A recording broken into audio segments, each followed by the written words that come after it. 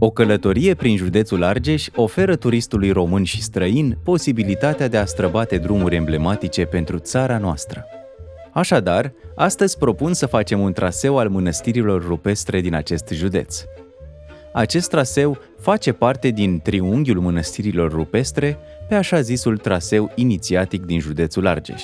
Una dintre destinațiile argeșene preferate de turiști o reprezintă mănăstirea Corbii de Piatră, situată în comuna Corbi. Se află la aproximativ 50 de kilometri de Pitești sau 170 de kilometri de București. Legenda spune că numele mănăstirii vine de la călugării care erau îmbrăcați în straie negre și pe care localnicii îi numeau corbi. Mănăstirea Corbii de Piatră este cea mai veche mănăstire rupestră din România. Conform spuselor lui Nicolae Iorga, a fost prima mănăstire de călugărițe înființată la noi în țară. Biserica mănăstirii a fost săpată într-un perete masiv de stâncă, înalt de circa 30 de metri și lung de 14,5 metri. Aceasta fiind cea mai veche biserică pictată din țara noastră. Pictura bizantină din interiorul bisericii a fost realizată cu câteva decenii înaintea picturii murale de la Biserica Domnească din Curtea de Argeș.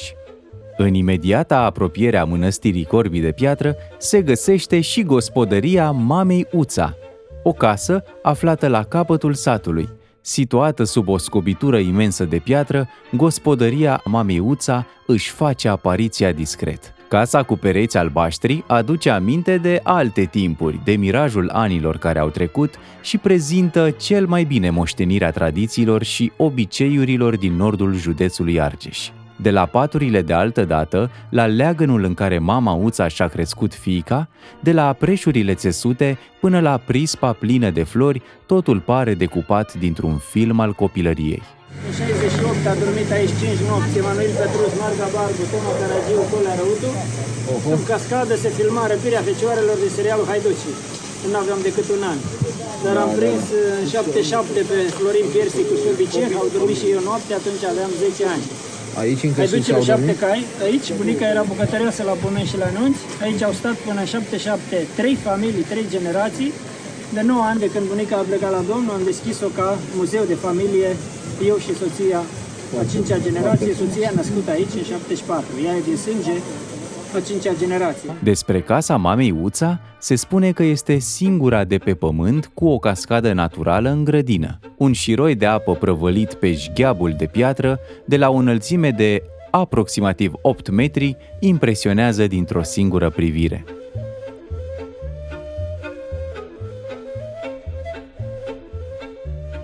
Mergem mai departe și poposim la Mănăstirea Nămăiești, care atrage foarte mulți turiști, nu numai datorită amplasamentului într-o zonă foarte frumoasă, ci și datorită faptului că biserica mănăstirii este săpată în stânca muntelui, ceea ce mărește atractivitatea acestei mănăstiri monument istoric.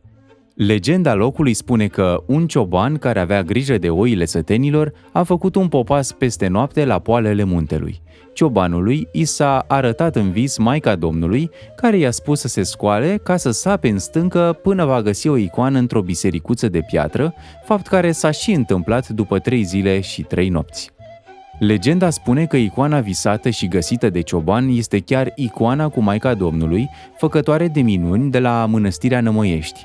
De asemenea, se mai spune că apostolul Andrei a ajuns în această zonă și, negăsind pe nimeni în grotă, s-ar fi adresat celor cu care călătorea Nemo Est, adică nu este nimeni, de unde și numele de Nămăiești.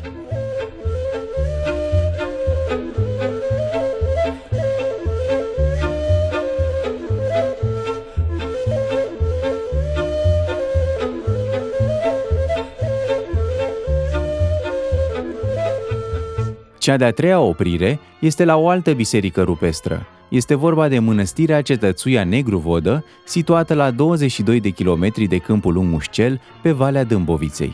Aceasta este construită pe o stâncă înaltă, la o altitudine de 881 de metri. De la șoseaua principală se poate ajunge la mănăstire pe o potecă îngustă în aproximativ 30 de minute. Ctitorul mănăstirii nu se cunoaște cu exactitate. Însă, se presupune că acesta ar fi fost voievodul Nicolae Alexandru Basarab, fiul lui Basarab I. Acesta apare în al 3-lea strat de frescă în naos. Tradiția locală susține că primul ctitor ar fi fost Negru Vodă. Biserica din Peșteră, atribuită lui Negru Vodă, a fost construită în secolul al XIII-lea, odată cu cetatea Câmpul Lung Mușcel, prima capitală a țării românești.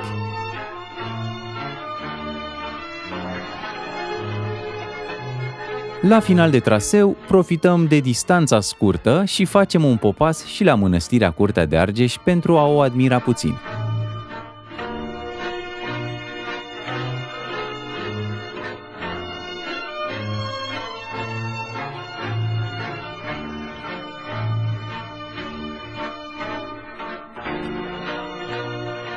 Aceasta a fost construită între 1515 și 1517 de către Neagoe Basarab.